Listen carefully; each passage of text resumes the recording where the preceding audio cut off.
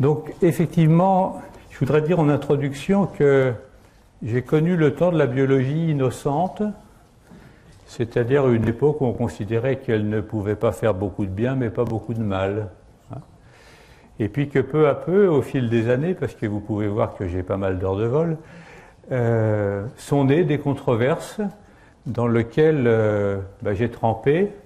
Ça peut s'appeler la vache folle, ça peut s'appeler les OGM, ça peut s'appeler les mortalités d'huîtres en Bretagne, ça peut s'appeler aussi le changement climatique, même si c'est pas mon domaine.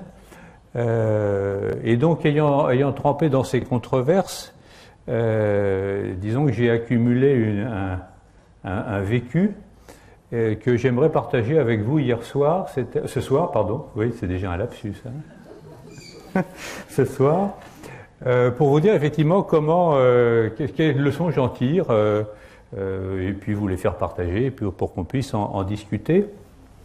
Parce que je crois, hélas, que ce domaine des controverses liées à des sujets d'environnement vont devenir de plus en plus fréquentes, parce que justement, c'est des domaines dans lesquels la science peut dire des choses, mais a aussi diverses limites.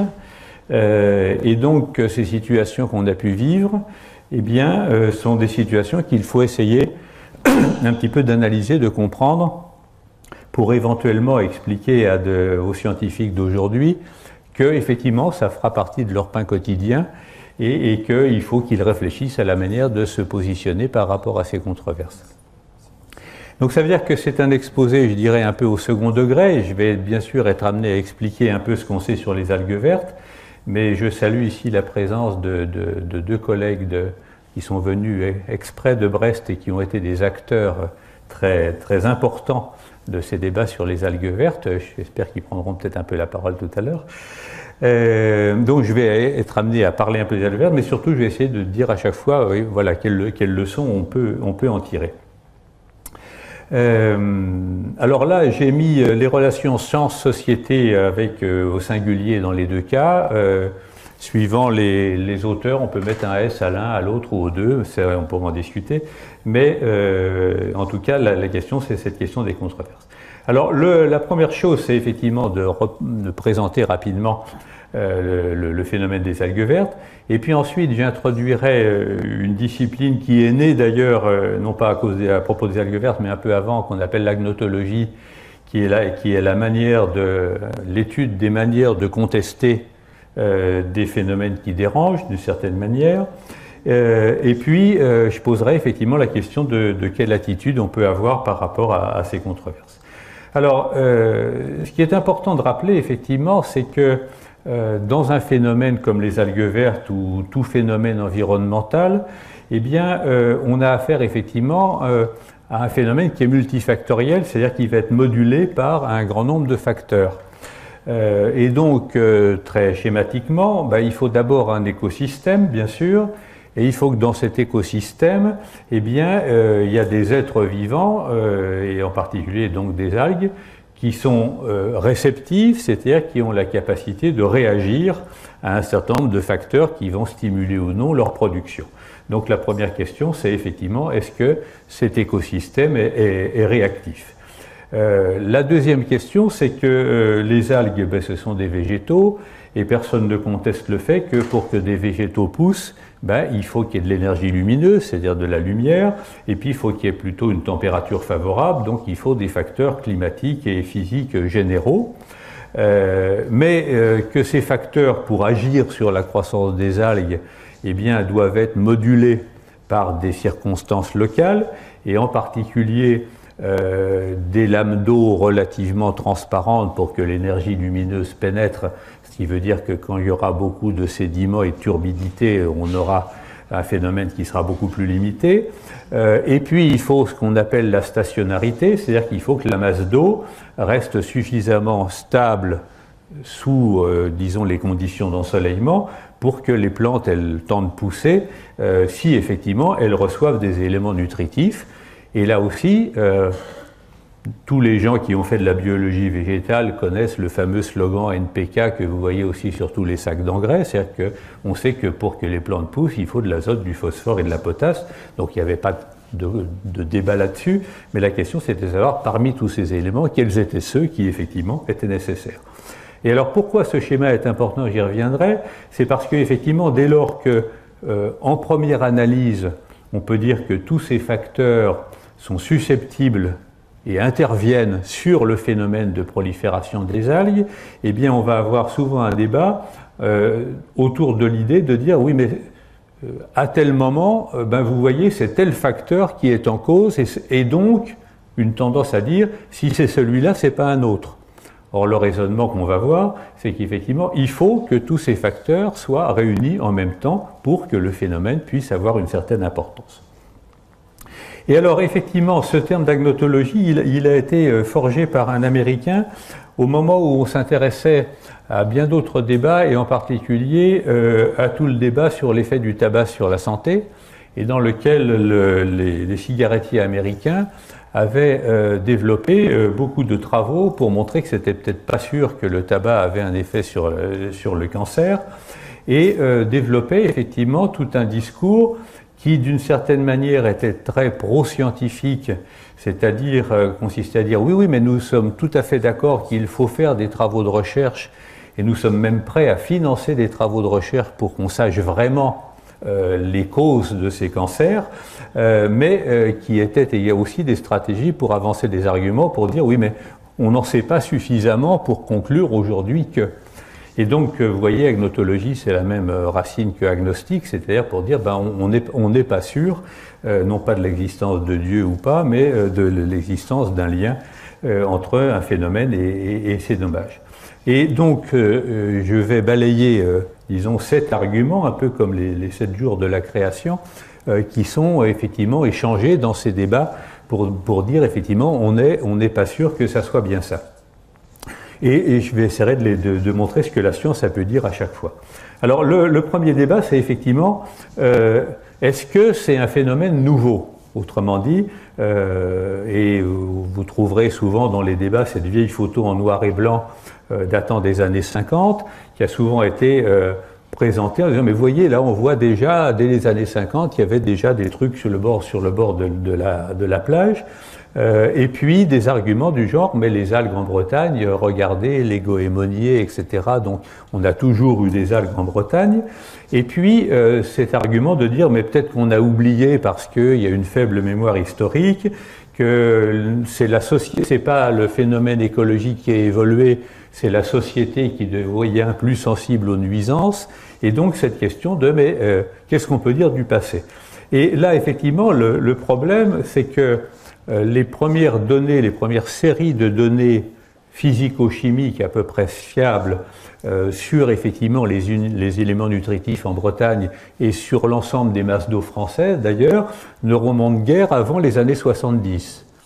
Et vous avez ici donc les courbes en haut pour les nitrates, où vous voyez les points dont on dispose, et vous voyez que dans les années 70, on avait relativement peu de points, ils étaient effectivement tous très près du 10 mg et en dessous, mais quand on voulait se poser la question, que se passe-t-il avant, eh bien on avait une situation beaucoup moins documentée. Et ça c'est le premier message que je voudrais vous faire passer, c'est qu'effectivement, même dans des milieux peuplés depuis très longtemps, eh bien on connaît mal précisément l'histoire de notre environnement, ce qui veut dire que les débats se cristallisent entre ce que j'appelle les tenants de l'âge d'or, c'est-à-dire qu'autrefois tout était parfait, et puis au contraire les tenants du fatalisme en disant vraiment ça a toujours existé et donc il n'y a rien de nouveau sous le soleil.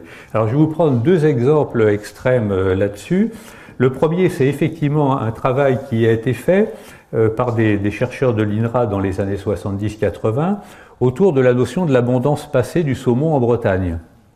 Il y avait effectivement des écrits datant du 19e siècle dans lesquels on donnait des chiffres de l'ordre de 600 000 à 800 000 saumons pêchés en Bretagne avant la Révolution française, et ça c'est pas anodin parce que ça veut dire qu'on sous-entendait que c'était peut-être les méfaits de cette Révolution française qui avait donné lieu à l'effondrement des stocks de saumon.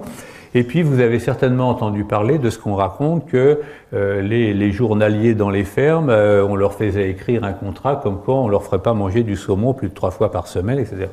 Alors sur le saumon plus de 3 fois par semaine, juste un commentaire, c'est que les saumons dont il s'agissait éventuellement, eh bien, ceux qui connaissent la biologie du saumon, un saumon qui s'est reproduit par exemple sur le Haut-Allier et qui a perdu effectivement toutes ses réserves nutritives de graisse à remonter la Loire, ben effectivement, si on vous demandait de le manger, je pense que vous demanderez effectivement à ne pas en manger plus d'une fois par semaine et même moins, parce que c'est extrêmement peu nourrissant, quoi. Autrement dit, c'était vous savez qu'il y a d'autres espèces de saumons qui meurent même après la reproduction, et donc effectivement c'était de ces saumons-là dont il s'agissait. Mais donc cet écologiste, donc Max Thibault, en lien avec des travaux d'histoire, a fait effectivement une étude que vous pouvez trouver sur Internet qui s'appelle « La fabuleuse richesse du saumon des rivières bretonnes, autrefois mythe ou réalité », dans lequel il a montré de manière assez convaincante qu'il fallait pratiquement diviser par 10 ce chiffre et que ce mythe de l'abondance passée était en grande partie une construction sociale. Donc ça c'est un exemple pour dire que parfois quand on croit à l'âge d'or, eh bien on a tendance à surestimer la qualité de l'environnement passé. Et puis l'autre exemple, contre-exemple, c'est effectivement celui de l'effondrement des stocks de morue.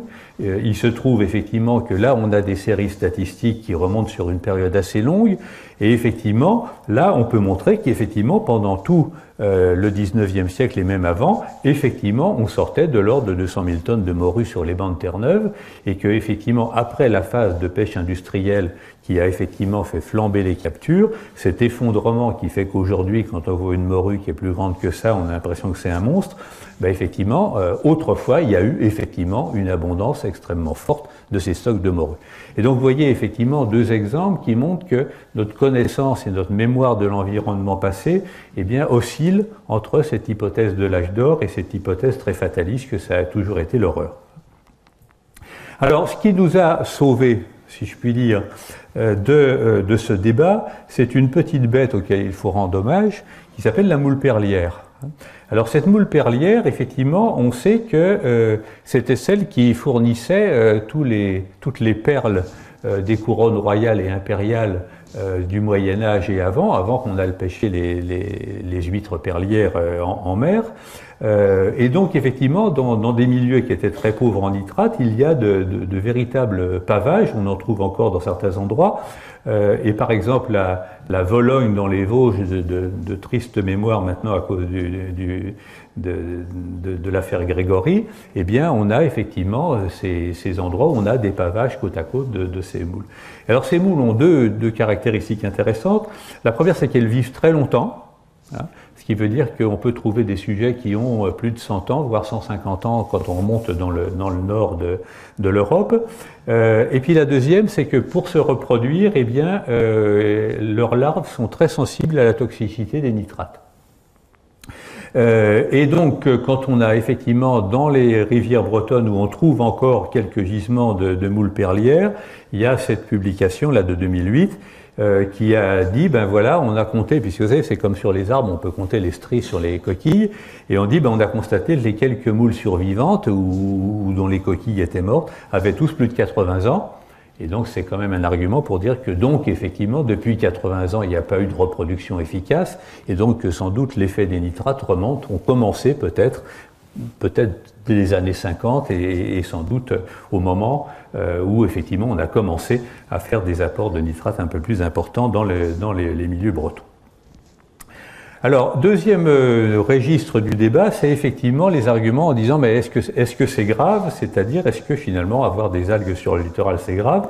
Et là, effectivement, le problème c'est que on a réactivé à cause de ce débat sur les algues vertes un autre débat qui était plus ancien, qui était le débat sur le niveau des nitrates admissibles dans l'eau potable. Vous savez que la norme aujourd'hui elle est de 50 mg par litre de nitrate et qu'elle a fait l'objet et il y a encore un peu de résidus de débat sur le bien fondé en disant mais un homme adulte en bonne santé peut parfaitement supporter plus que 50 mg par litre de nitrate. Et je ne rentre pas dans cet autre débat, mais on pourra en discuter. Mais effectivement, cet argument a réactivé cela pour dire, ben, déjà 50 mg par litre pour l'homme, on sait que on pourrait faire beaucoup plus. Donc, qu'est-ce que vous allez nous embêter à vouloir descendre à 10 mg par litre? Là aussi, en confondant l'effet pour la santé éventuel et l'effet pour l'environnement, et donc le fait effectivement qu'on pouvait avoir des proliférations d'algues pour des teneurs beaucoup plus faibles. Et puis, d'autres arguments que je vous ai indiqués ici, par exemple, disons des phrases parfaitement exactes mais parfaitement discutables du genre l'azote et le gaz carbonique, ce ne sont pas des polluants, ce sont des gaz normalement présents et utiles à la vie, ce qui est parfaitement vrai. Hein, bon, le CO2 fait pousser les plantes et donc on peut dire d'une certaine manière c'est utile à la vie.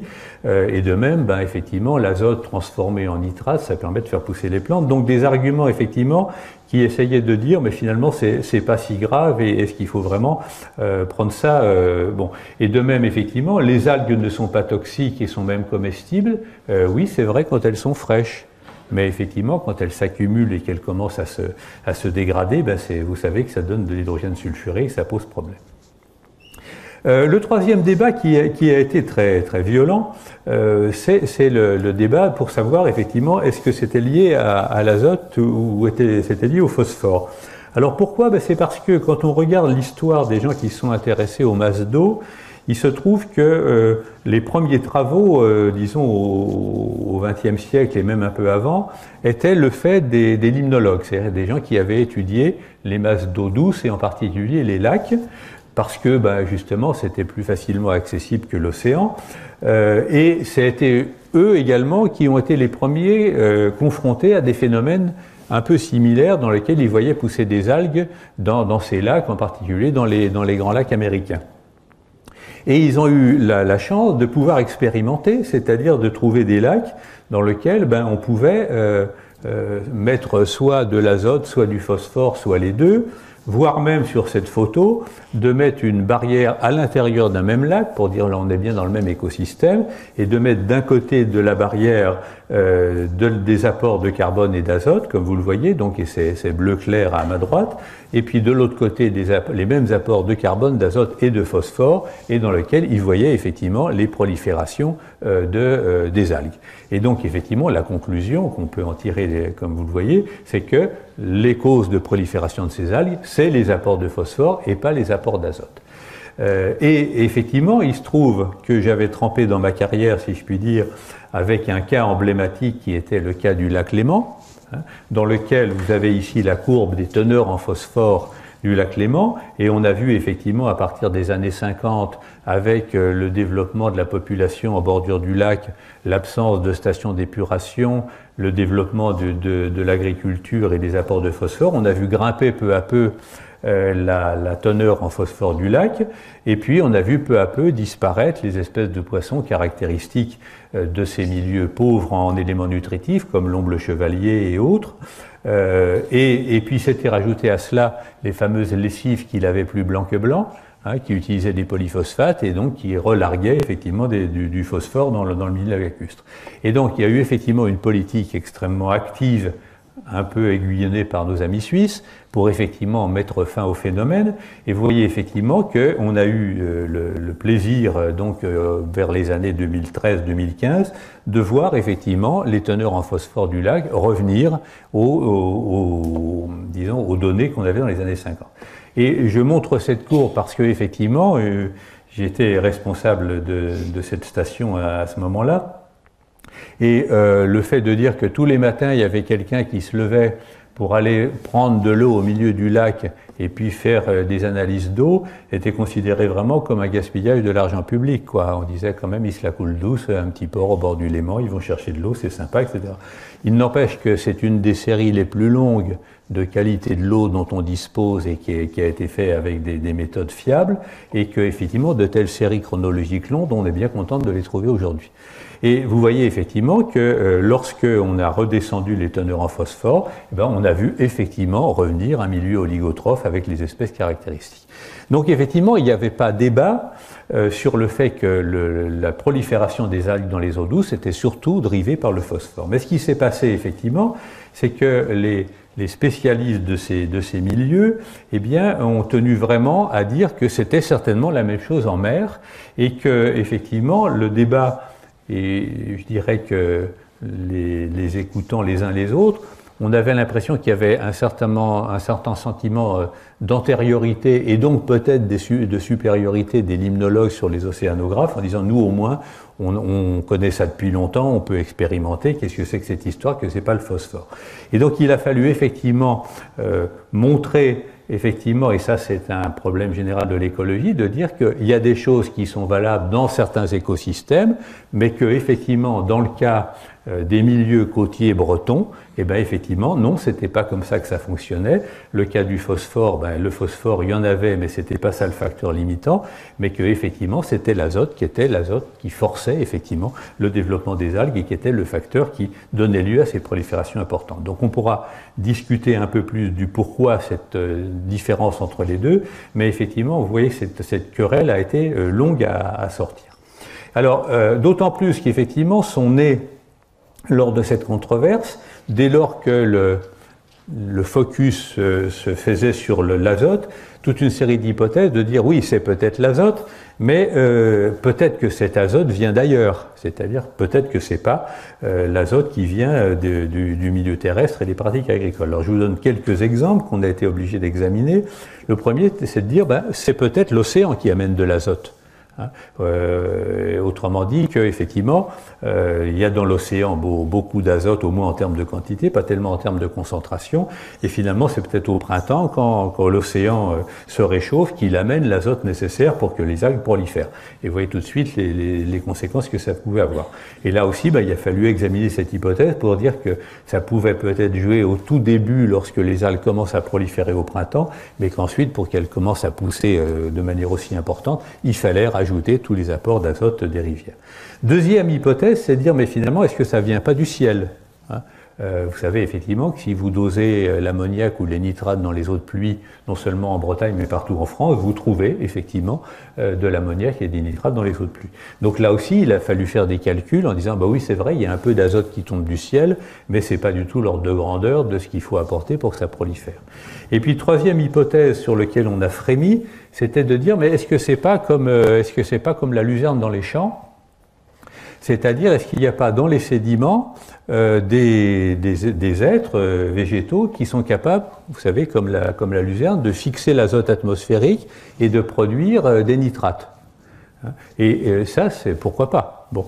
Et heureusement, d'autres scientifiques ailleurs dans le monde avaient travaillé et il y avait la réponse qui était de dire, ben oui, effectivement, des algues capables de fixer l'azote atmosphérique pour se procurer des nitrates, ça existe, mais ça existe dans d'autres milieux tropicaux très pauvres en azote, et ces algues, de toute façon, même si elles étaient présentes dans les milieux bretons, eh bien, dès qu'il y a des apports d'azote un peu conséquents, elles arrêtent de fonctionner.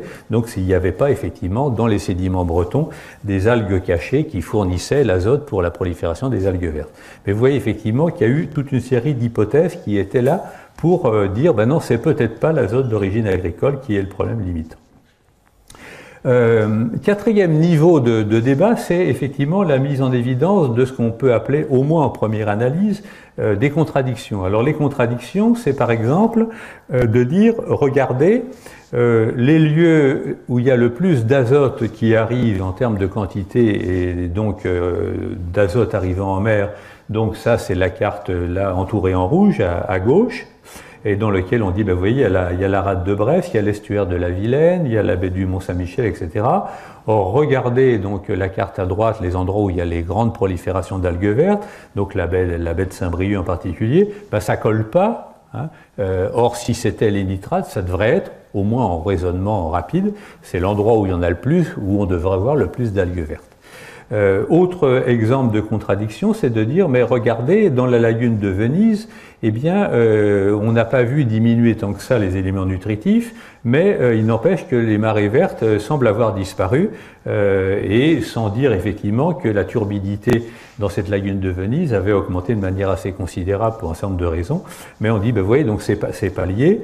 Un autre exemple, et là il a été un peu ressorti lors de l'épisode 2017, c'est de dire, regardez, de 1971 à 2004, la teneur en nitrate des eaux a augmenté, mais depuis 1995, elle diminue. Bon.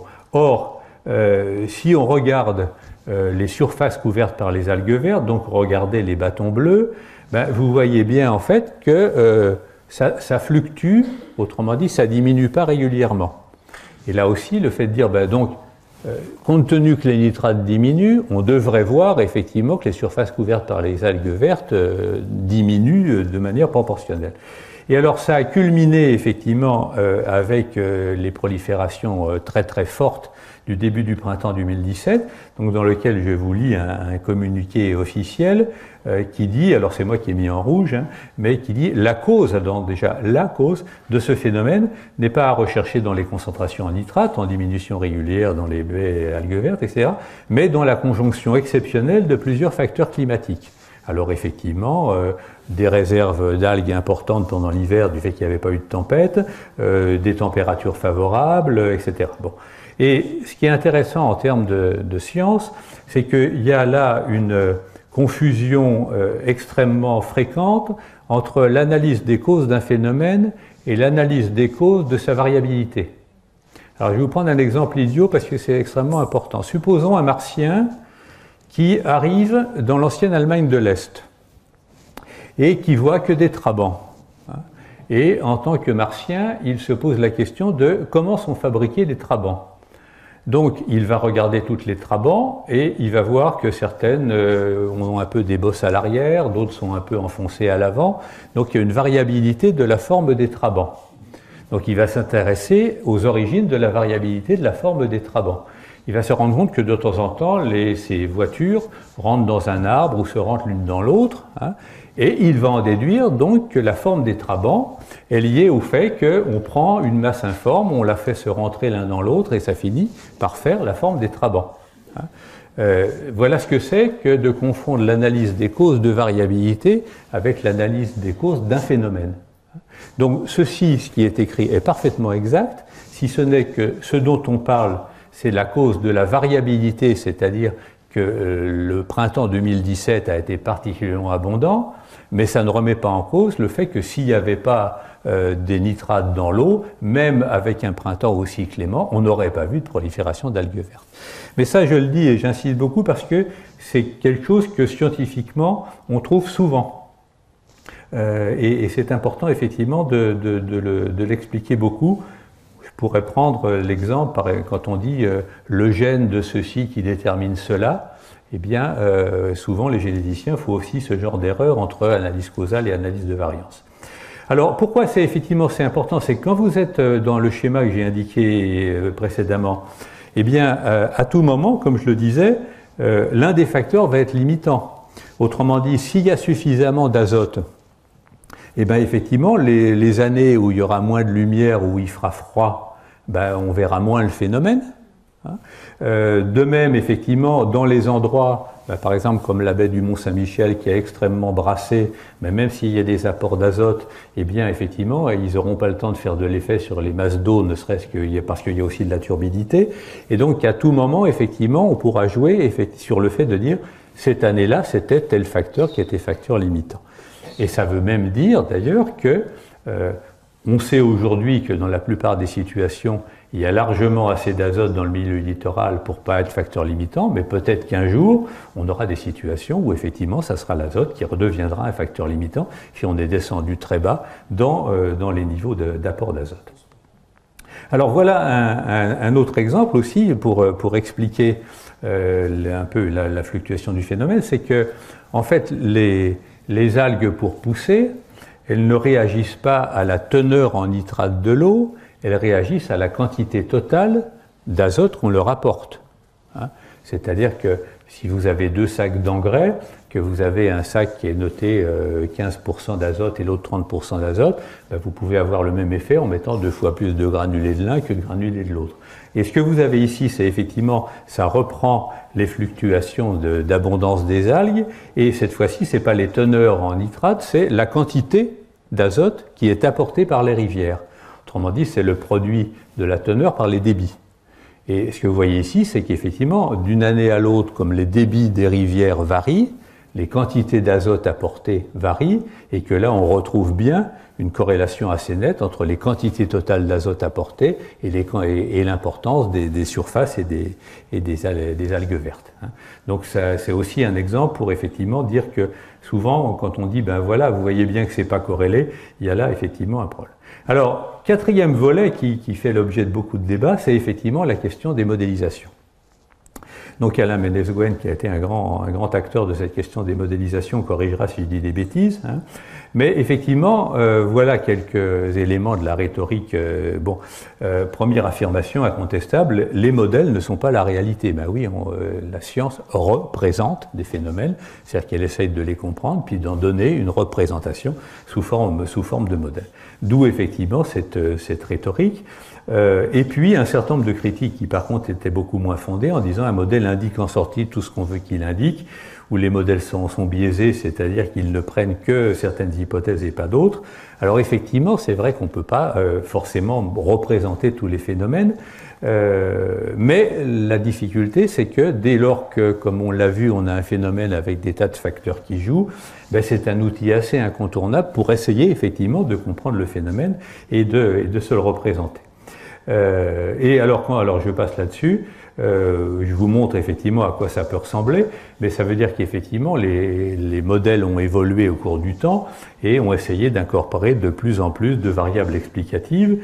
Et là, il faut bien le redire, le fait qu'une variable ne joue qu'un rôle mineur est une sortie du modèle et pas une entrée du modèle. C'est-à-dire qu'on fait rentrer toutes les variables possibles, on essaye de les paramétrer et on constate effectivement, a posteriori et non pas a priori, que effectivement certaines ont un rôle majeur et d'autres un rôle mineur.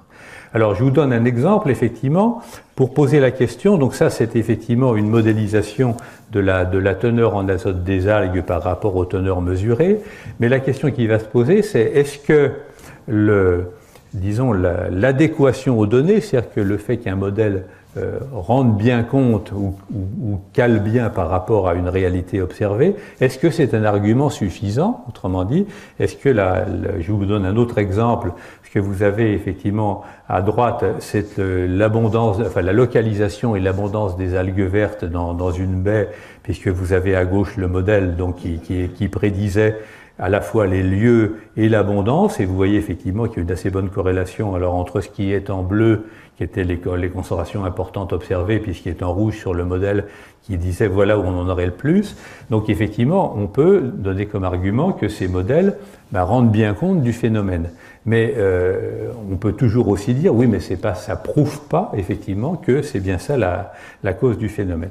Et alors, sur cette question de prouver la cause des phénomènes, ça introduit effectivement tout ce débat qu'il y a pu avoir sur le fait que lorsqu'on observe une corrélation au sens large, c'est-à-dire que le modèle semble bien corrélé avec les données qu'on a fait, ça prouve pas forcément quelque chose. Et je vous donne ici, là on sort des algues vertes, mais une courbe qui a été beaucoup commentée à propos des changements climatiques, qui a été de dire, mais en fait, quand on regarde dans le passé, donc plus de 100 000 ans, eh bien regardez ces deux courbes, l'augmentation de température dans une période de déglaciation, elle est en bleu, et puis les teneurs en gaz carbonique qui est en jaune. Et regardez mesdames et messieurs, vous voyez bien que la teneur en gaz carbonique augmente après l'augmentation de température.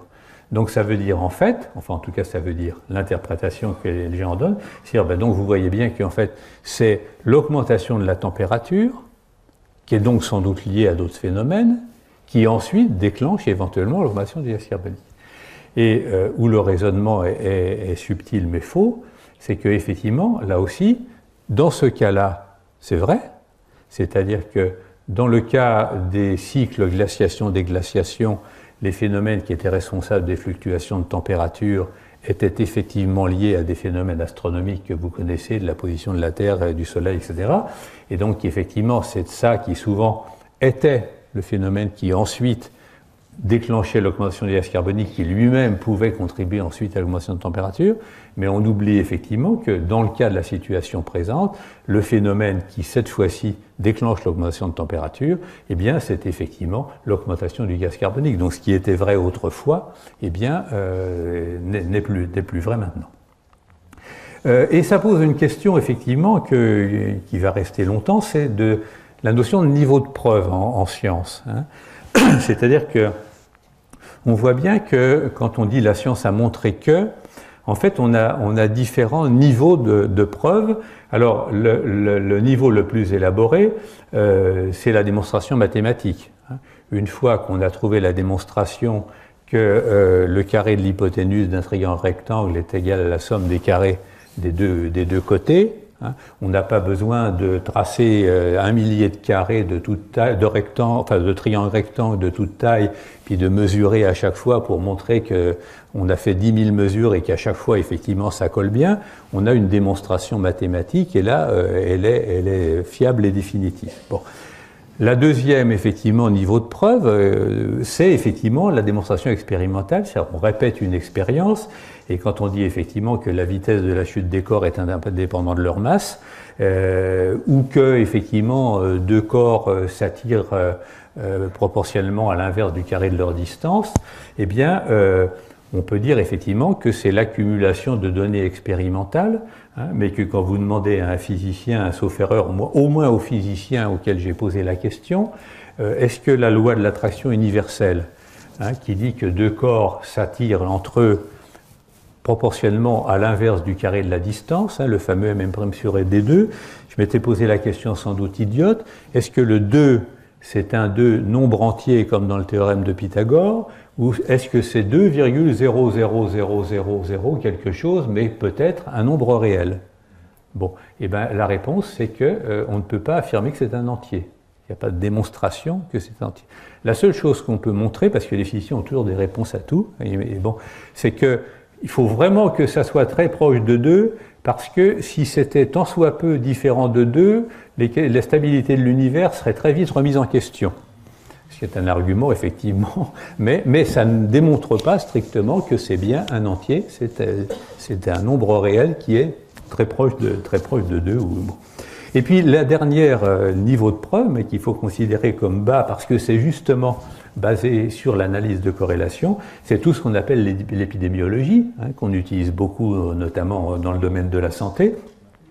Donc au sens large, ça revient à observer toute une série de situations, à observer toute une série de causes possibles et de regarder si effectivement certaines causes varient en même temps qu'un phénomène qu'on observe. Est-ce que les lieux où on observe plus de telles maladies sont caractérisés par le fait qu'il y a plus ou moins de pollution, plus ou moins d'ondes électromagnétiques, pour prendre un débat qu'on connaît dans ce domaine, etc. Et puis de dire, nous on constate quand même qu'il semble bien qu'entre telle variable et puis telle maladie, eh bien, ça concorde du point de vue géographique. Et donc, on dit, donc, il y a sans doute une relation, mais on est dans le domaine, effectivement, de la corrélation au sens large. Et le débat, effectivement, c'est par rapport à ça, et je laisse ce débat ouvert, quel statut on accorde à la modélisation par rapport à, disons, cette hiérarchie des niveaux de preuve. Et ça, je pense que c'est un débat qu'on aura encore longtemps. On sait qu'on l'a pour le changement climatique. Et la question se pose d'autant plus, ça je vais je vais pas le passer, qui est lorsqu'on passe du statut académique, c'est-à-dire d'essayer de montrer qu'est-ce que le modèle peut dire, au fait que ça peut avoir des conséquences en termes de décision. Alors je vous donne ici un graphique, je m'excuse, la légende n'est pas très lisible, mais je vais vous la commenter. C'est effectivement une décomposition liée au modèle d'où vient effectivement l'azote des différentes sources qui peuvent arriver dans un endroit donné. Alors ce que vous avez en rouge et en noir en particulier, c'est l'apport par les rivières, donc c'est en rade de l'Orient, donc c'est essentiellement le Blavet et le Scorff. Et puis ce que vous avez regardé par exemple en bleu foncé ou en jaune, ce sont les stations d'épuration. Parce qu'effectivement, il y avait tout un débat en disant, mais finalement, c'est peut-être l'azote, vous savez, les stations d'épuration, quand il pleut beaucoup, elles débordent, et en fait, c'est peut-être de l'azote urbain qui arrive, c'est peut-être pas l'azote des rivières.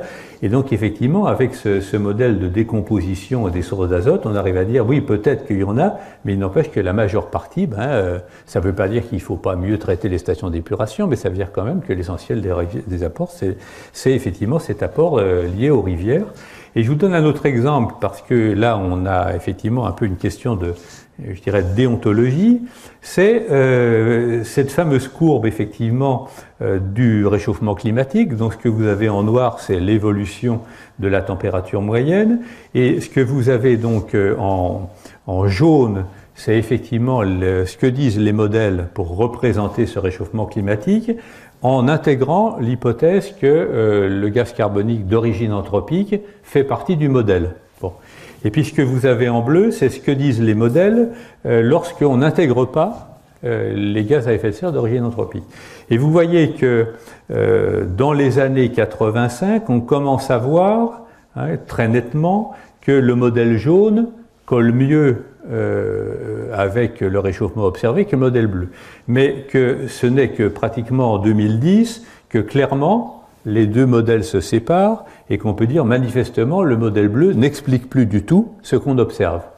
Et le débat qu'ont eu les climatologues, c'est de dire à quel moment on dit que vraiment on est quasi certain que c'est bien les gaz à effet de serre. Et quand vous regardez les rapports successifs du GIEC, eh bien, ils avaient des formulations. Maintenant, on est sûr à 6 chances sur 10, 9 chances sur 10, 99 chances sur 100. Autrement dit, ils ont réussi, au prix d'un énorme travail, à dire, voilà, on ne peut pas vous dire on est absolument sûr, mais voilà le niveau de confiance qu'on accorde aujourd'hui à l'hypothèse de l'effet des gaz à effet de serre.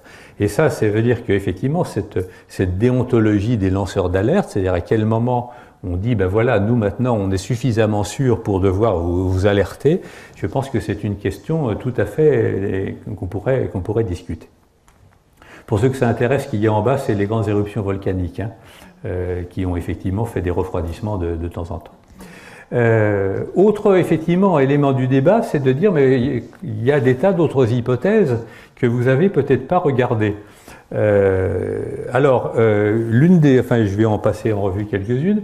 Une qui a été faite, c'est de dire, mais finalement, est-ce qu'il n'y a pas une espèce invasive qui n'était pas présente en Bretagne et qui est arrivée et donc qui était sensible au nitrate et donc avant on n'en avait pas, mais bon.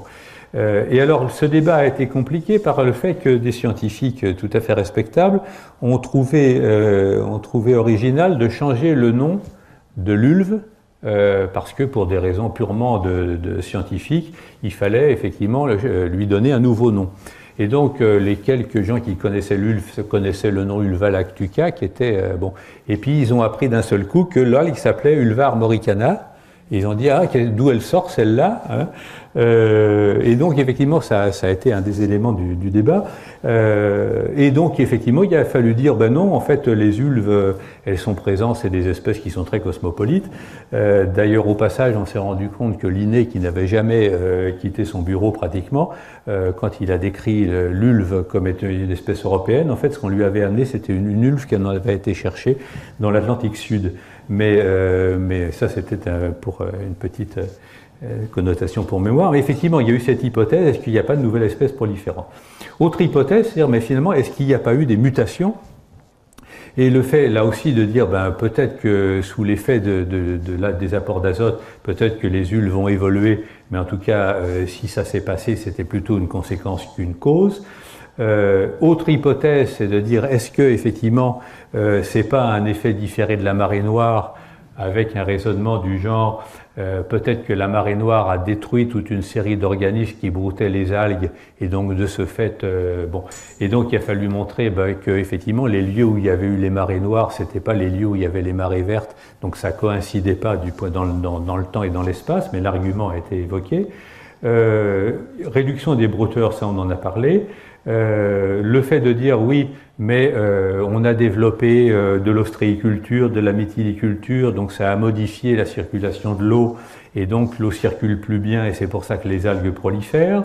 Et puis l'hypothèse, est-ce que c'est pas les changements climatiques, sachant qu'effectivement, là aussi, pendant la période considérée, en particulier depuis les années 60, on sait que c'était pas tellement les changements climatiques qui pouvaient agir. Mais ça nous amène effectivement à un autre élément de la discussion, qui est ce que les scientifiques appellent le principe de parcimonie, ou qu'on appelle aussi le principe d'économie d'hypothèse. Et je voudrais effectivement développer ce point parce que c'est, je dirais, un point nécessaire et un talon d'Achille de la science, à mon avis. Alors, qu'est-ce que c'est que ce principe de parcimonie? Eh bien, on le trouve aussi en philosophie d'ailleurs, c'est de dire que c'est un principe dans lequel on essaye, pour résumer, d'expliquer le maximum de choses avec un minimum d'hypothèses et de considérer que les hypothèses les plus simples sont a priori les meilleures.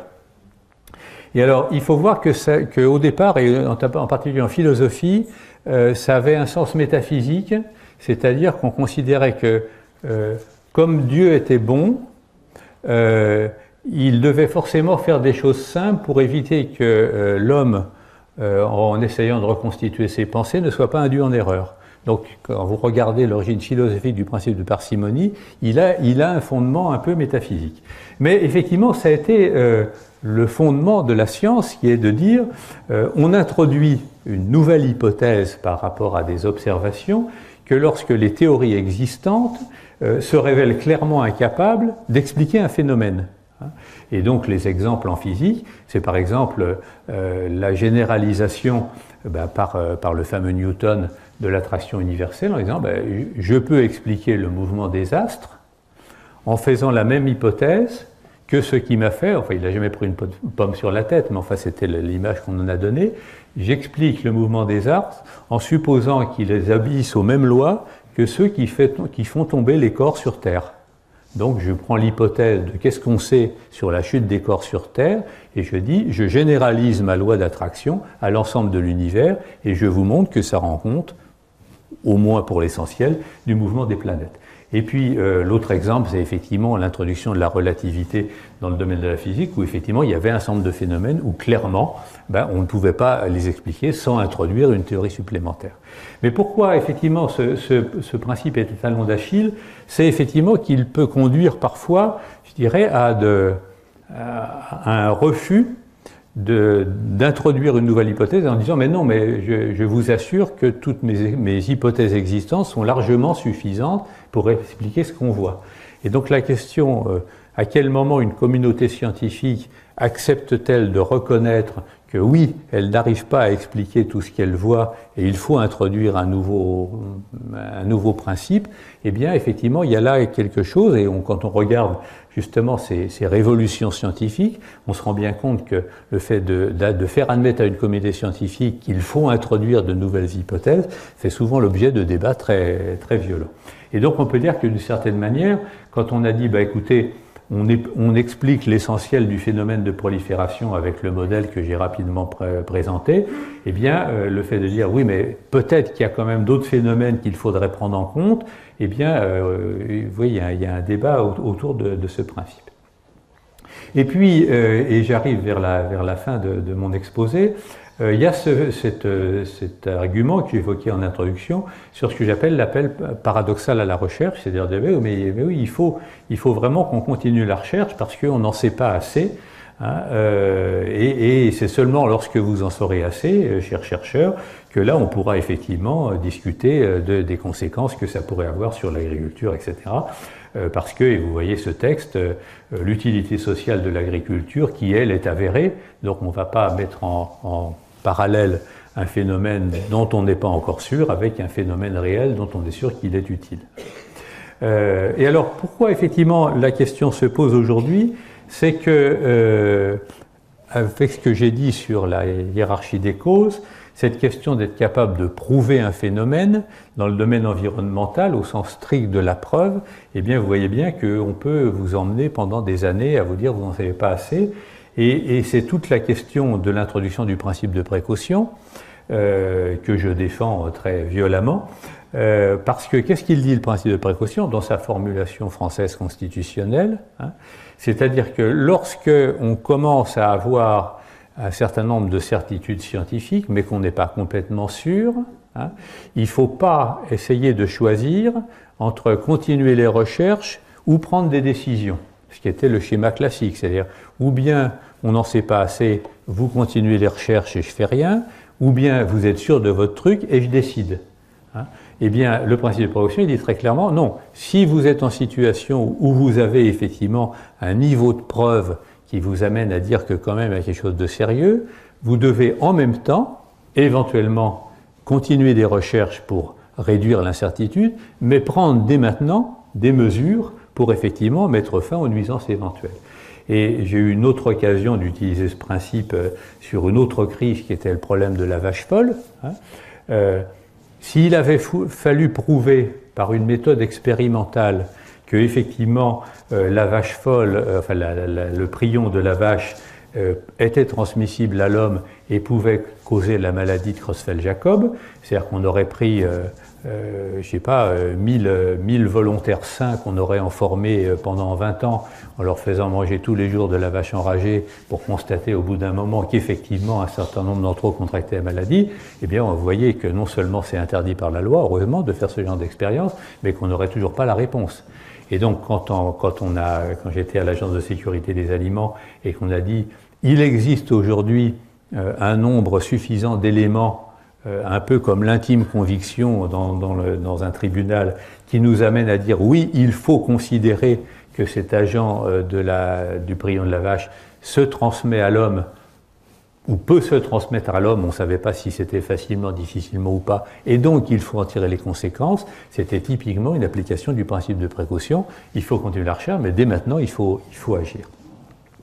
Alors, conclusion de tout ça, eh bien, un certain nombre de questions. La première question, c'est quand même d'essayer de se rappeler qu'est-ce que c'est qu'une hypothèse scientifique. Autrement dit, la science n'a pas le monopole des hypothèses. Hein. Quand vous vous êtes marié et que vous avez dit « je fais l'hypothèse que c'est la femme de ma vie », c'est une hypothèse forte, mais on ne peut pas dire que c'est une hypothèse scientifique, donc on n'a pas le monopole des hypothèses. Et alors, une hypothèse scientifique, c'est effectivement un énoncé dans lequel on peut, au moins en penser, imaginer une manière de le vérifier et surtout de le réfuter. Autrement dit, une hypothèse scientifique, c'est un énoncé dans lequel on peut dire ben écoutez, moi, je vois bien une expérience dans laquelle, si votre hypothèse est vraie, on devrait voir ça, et si votre hypothèse est fausse, on devrait voir autre chose. Donc, c'est une hypothèse scientifique est une hypothèse réfutable par autre chose que de la discussion. Et le problème, c'est qu'on est confronté effectivement parfois à des hypothèses qui posent problème. Et je prends un exemple d'un cas simple. Vous avez peut-être entendu parler du créationnisme ou du dessin intelligent, dans lequel un certain nombre de gens, notamment aux États-Unis, disent mais de toute façon, l'évolution telle qu'on la voit, c'est pas le bon schéma. En fait, c'est Dieu qui mène la chose. Et par exemple, pour vous prendre qu'un exemple pour ceux qui connaissent un peu la biologie, c'est parfaitement vrai que Noé a vécu plus de 900 ans, donc autrefois les humains vivaient très très longtemps, mais effectivement Dieu jugeant que ça posait quelques problèmes, eh bien il a modifié une enzyme du vieillissement, donc pour les biologistes, il a modifié la constante de réaction de l'enzyme en question, qui fait que les gens se sont mis à vieillir plus vite et ne passent plus aujourd'hui 120 ans. Bon. Donc c'est un discours qui vous apparaît très scientifique, Dieu qui bidouille la constante de réaction de l'enzyme qui fait le raccourcissement des chromosomes. Bon. Si vous êtes capable de me trouver une expérience qui vous permettra de montrer que ce n'est pas vrai, ben je vous salue bien. Hein.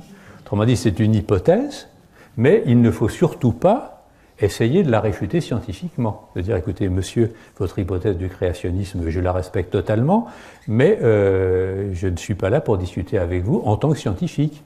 Je respecte votre croyance, mais bon, je ne veux surtout pas discuter en termes scientifiques de votre hypothèse. Et effectivement, la question, vous avez vu toutes les hypothèses que j'ai évoquées précédemment, la question de voir à chaque fois si une hypothèse est effectivement une hypothèse scientifique, c'est-à-dire est-ce qu'on peut lui apporter des réponses, est important. Et le message que je voudrais vous faire passer, c'est qu'il est extrêmement important de distinguer le caractère scientifique d'une proposition et le statut scientifique de celui qui vous parle. Autrement dit, n'importe quelle personne de notre société est capable de formuler des hypothèses que l'on qualifiera de scientifiques. Et un scientifique professionnel est parfaitement capable à certains moments de déraper en faisant des hypothèses qui ne sont pas scientifiques. Et donc, l'attitude que j'ai essayé d'avoir dans ce débat, c'est bien de dire à chaque fois que quelqu'un, quel que soit son statut, son origine ou son engagement, disait « mais est-ce que vous ne pensez pas que ça pourrait être ça ?» de dire eh bien, écoutez, votre énoncé est un énoncé scientifique, ou pas d'ailleurs, mais bon, est un énoncé scientifique, donc je vais voir si effectivement la science peut dire quelque chose là-dessus. Et je crois que ça c'est extrêmement important parce que dans d'autres débats scientifiques que l'on a, on voit très souvent le débat déraper dans la dénonciation de l'interlocuteur. Hein, c'est-à-dire de dire, mais ce que vous dites n'est pas vrai parce que, alors soit vous n'êtes pas un scientifique, mais surtout, vous n'êtes pas un scientifique de ma discipline. On l'a vu assez souvent, ce phénomène de dire « mais vous n'êtes pas légitime pour parler parce que vous n'êtes pas de ma discipline ». Et effectivement, sans parler effectivement des attaques ad nominem, mais disons qu'on est piégé par cette idée de dire « si je dénonce celui qui cause, ça dévalorisera le contenu de son discours ». Et ça, je pense qu'il ne faut pas du tout tomber là-dedans. Mais d'un autre côté, il ne faut pas non plus être naïf, c'est-à-dire de voir effectivement qu'est-ce qui se joue derrière effectivement des hypothèses. Hein. C'est-à-dire de dire, voilà, je joue le jeu de réfuter au premier degré, vous me faites un énoncé, je vois si je peux y répondre, mais je sais bien que derrière ces discussions, eh bien, il y a des enjeux beaucoup plus importants, qui fait que le fait de savoir si c'est l'azote ou le phosphore, ben derrière ça, c'est le fait de savoir si la responsabilité éventuelle va porter sur l'agriculture ou sur le milieu urbain. Puis je vous prends un autre exemple dont vous avez peut-être entendu parler, même si le loup n'est pas encore arrivé en Bretagne, c'est tout le débat sur le fait que certains loups pourraient être des hybrides. Et donc, il y a des laboratoires qui font des tas d'études pour voir si par hasard certains de ces loups ne seraient pas des croisements avec des chiens. On sait que les deux espèces peuvent se croiser.